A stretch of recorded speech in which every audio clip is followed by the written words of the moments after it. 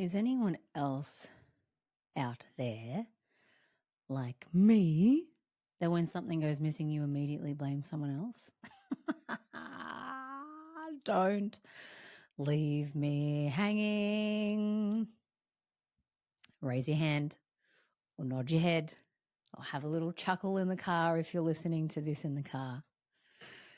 If you do, because I do, I was looking for a clip and I couldn't find it. And I immediately blamed my stepdaughters. Sorry, Allie and Mia. It's just a habit. And that's the first place that I go to. I go to blame. Who took it? Who took from me? I will find them and hunt them down. Turns out it was actually just sitting right there on my desk, just slightly behind my journals. So I do that. I do it with hairspray. I do it with socks. I do it with all the things. And I am the one that has left it in a place that I just haven't looked yet. So anyway, just thought I'd open it up, get into the realness straight away. But something that I'd actually love to share with you is there's many theories, approaches, outlooks, perspectives on approaching your purpose. So let's say you're being called to do something beyond what you've known to do, always done, that feels pretty safe, that, yeah, you're just getting a call, but you don't know what the fuck to do, and you feel confused about it or unsure about it, and then you start playing a tennis match in your head about it, and then don't do anything because you're paralyzed with indecision. This is one of the ways that oh, Daisy, hang on, my little pooch is sticking her head through the door. I just got to get her. If you're watching this on YouTube, you will literally now see that Daisy was behind me. I think she's chasing a fly. What are you doing, baby girl? Boo, boo, boo, boo, boo, boo, boo, boo. Yeah, one of the ways that I uncovered and started to piece together what I do now, because, if you know my story, prior to what I do, I was a registered nurse. And it's like, why is this calling to do more, be more, serve more, whatever more? Why is this here? And who the fuck am I? Who am I, really? And something that my brother, who's in branding or currently in branding, but is also now answering a pretty big call from the universe, knocking on his door. But for quite a long time, he's been in personal branding and design, and he's the one who designed my website, makes it all look cool. He said to me, I want you to keep a question at the front of your mind. And the question is, what problem are you solving in the world, or what problem do you want to solve in the world? I'm like, I don't fucking know. I don't know what problem to solve in the world. All I know is that there's this calling to do more, be more, and get out of what I know, which is or was to being a registered nurse and working 9 to 5, previous to that, shift work and all that jazz, working for someone else. That's what I knew. So he said, that's cool, ponder on it. I'm like, fuck, all right. What problem do I want to solve in the world? What problem am I solving in the world? And the way that I process things is I will take that question, and I won't necessarily like sit there with a pen and pad and be like, what problem am I solving in the world? I kind of let it be there, the question, and then allow it to percolate, move its way through me, through my head, through my heart, through my intuition, through my body. And then I start to get these pieces of information that then put together, piece by piece, a bigger puzzle. A puzzle where I can see more of the picture. And one of the first things that came about when I asked myself this question and then allowed it to percolate was that, well, firstly, what problem did I solve, or am I still solving, on the quest to still solving? What problem have I solved within myself? Because if I'm going to go out there and answer this calling from some invisible force that is like, I invite you to this layer of life, I'm like, well, all right. For me to solve a problem in the world, then who the fuck am I to help solve that problem in the world, right? And so firstly, I started there. I started with, well, what problem have I solved within myself? Or what problems, doesn't have to be one, what problems have I solved within myself? And then I started to pick apart. I was like, all right, cool. So that question is now percolating. I felt the call to then journal stuff out. What problems have I solved? And it's like, okay, well, where am I at in my life right now where I never used to be? So I have greater integrity with who I am. Why do I have greater integrity with who I am? Because I know my core values. What are my core values? Journaling these all out and then putting them onto, letting my brain just dump onto this piece of paper or papers. And, as that started to pour out of me, what was right in front of me was a piece of the puzzle, a pretty decent piece of the puzzle. So what was showing to me was, okay, where I am at and what problem I have solved up until a certain point, up until that time in my life, because as I have aged and as I have had more life experience and as I have become more wise because of that, the problem that I'm solving in the world is getting, there's more depth, there's more width and breadth and capacity to solve that problem. But where I was at that time of my life up until that point is the problem I have solved within myself is inauthenticity. I had spent so many years being inauthentic. I had spent so many years donning different personalities and personas to fit in, to be liked, to be in with that kind of crew or not be in with that kind of crew. And really being, a great big chameleon, but also at the same time, in contrast, delving into this persona of, I can go this world alone. I can do it alone. I can go it alone. I don't need anyone. So firstly, you've got this persona that is desperate to fit in and seeking the right people to fit in with, and then behaving in such a way that, fuck me, just foregoes anything that feels right for me, good for me, true for me. And then I've got this other part of me that's like, I don't need people. I don't want people. And I'll rely on myself. I'm an individualist and I'll get it. I'll get through, right? So you've got this contrasting personas operating, and that's how I used to be.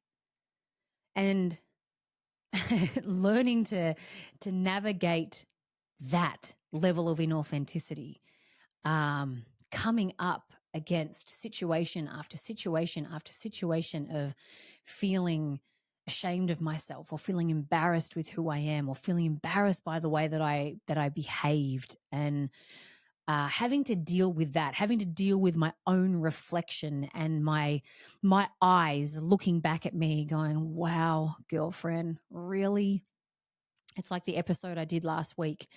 The observer in me was observing all of that inauthenticity, getting curious and intrigued as to, is this good for me?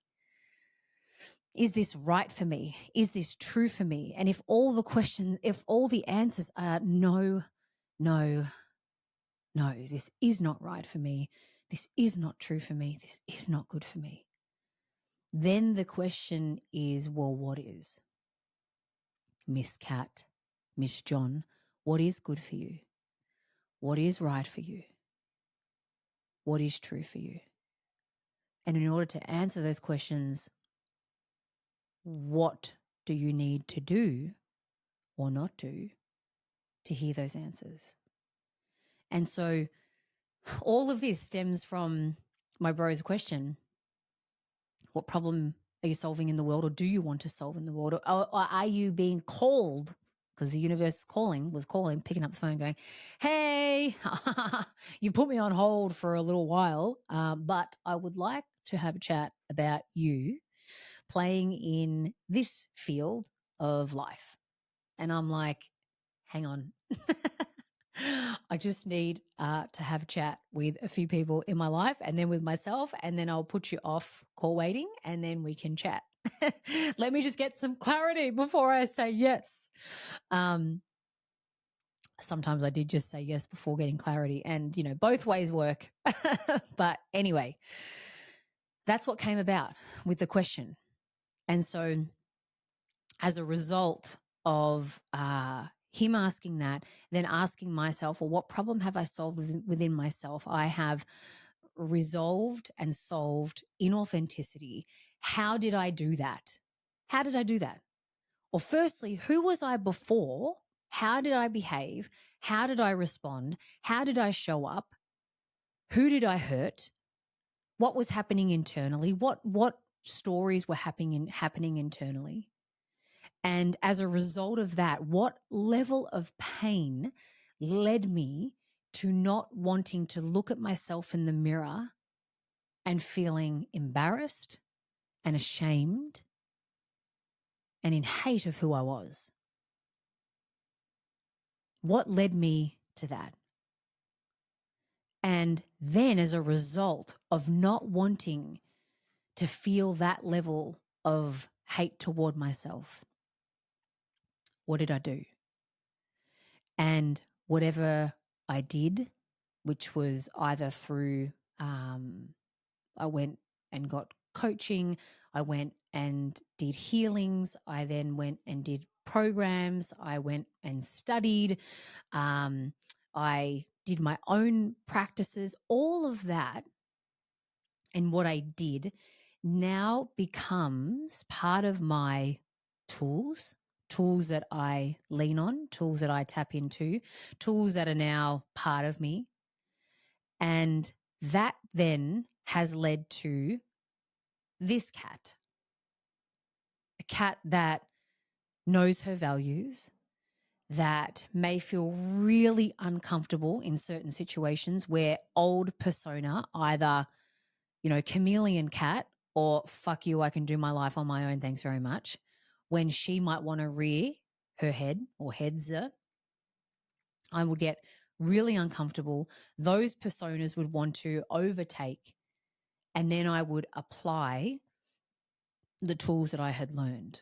I would remind myself of my values. I would remind myself of how painful it is to be a chameleon over who I am. I might have self-talk internally that would talk me down and then stay in real cat, you know? So it's like, okay, how did those tools help me in my everyday life where I would find being me really fucking uncomfortable? How did those tools help me not lock people out who were there to love me, support me, hear me, understand me? And how did those tools help me not shut them out and lock my heart off and then have to do life solo? And so because of those tools used, how did I then respond to those situations, create a new outcome, therefore create a new reality where authenticity became the centerpiece of creating an authentic life?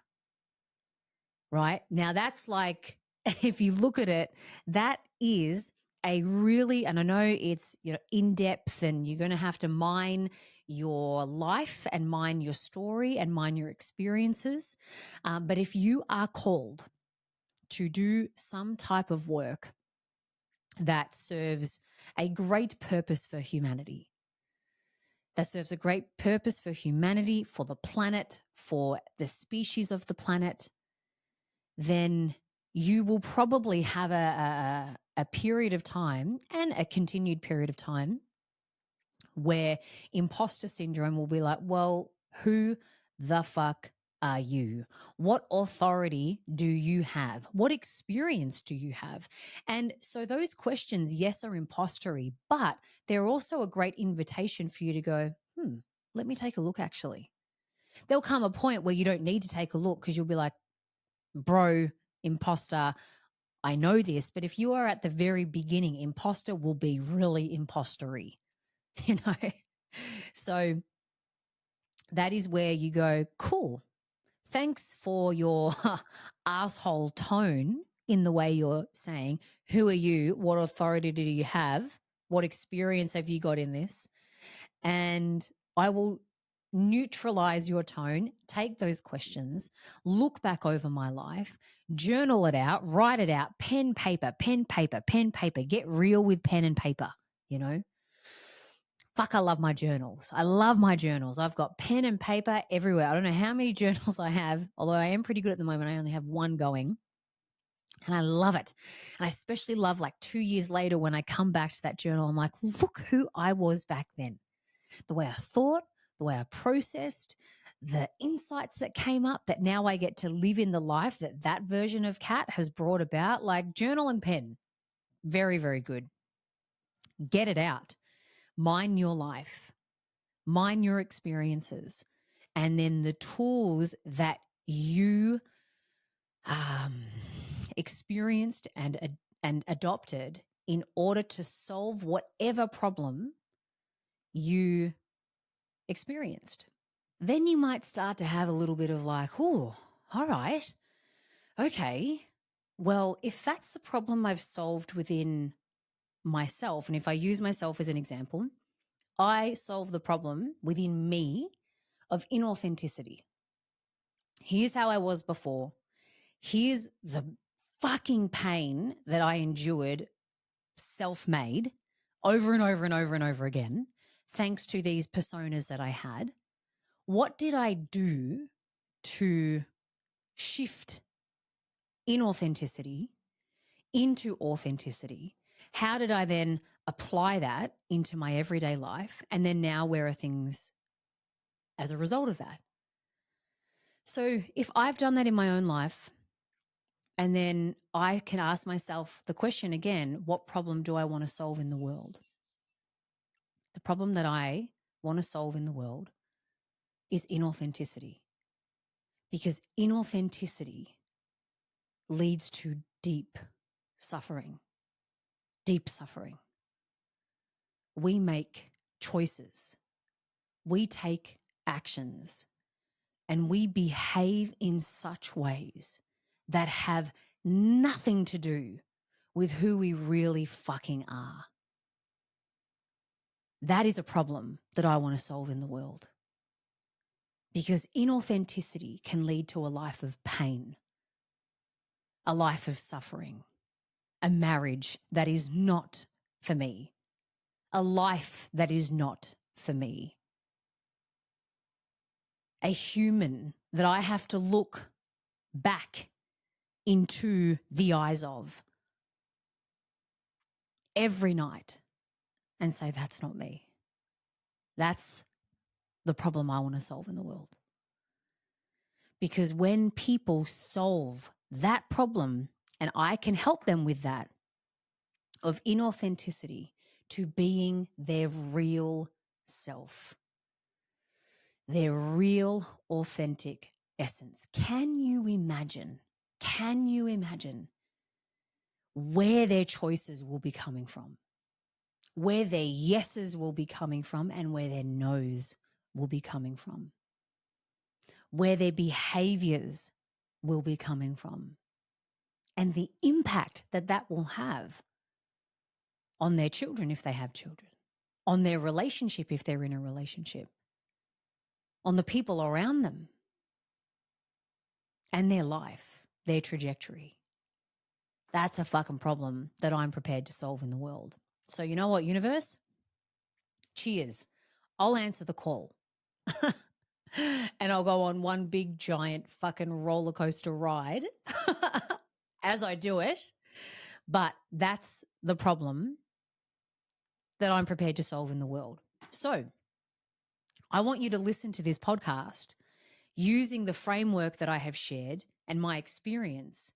And if you are at that point in your life where you're getting a call, universe is ringing, bang, and you're like, ugh, can I call you later? Can I call you later? End chat. Send a voicemail. Universe is like, maybe I'll try now. And you're like, all right, okay. I'll pick up, but I might need to put you on hold. But I'll pick up. This time I'll pick up and let me put you on hold.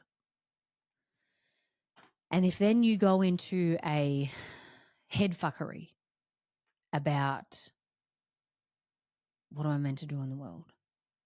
Who the fuck am I? I have no idea how I'm going to put this together. One place you can start is by asking yourself, what problem do I want to solve in the world? Am I being called to solve in the world? And then bring that back to you.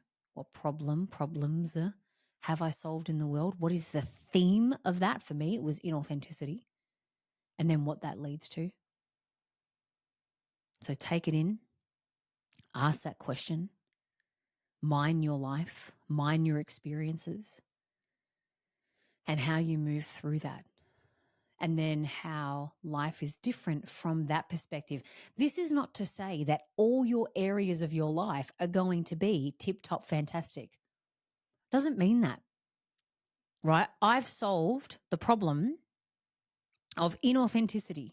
That doesn't mean I've solved the problem, like back then when it first came about, of my relationship with my money. I did not have that problem solved in my world. So there's no fucking way I'm going to solve that problem for other people. And I see people do this. They look to solve a problem in the world. So let's take this money one, for example. So that, because it might be like a popular thing, or it might be a thing that makes them money. Right? And I've had a client that's done this, where you go out in the world and you say, that's the problem I'm going to solve, but it's not solved within yourself. That's not what I'm talking about here. And that's definitely not what I preach, nor what I live.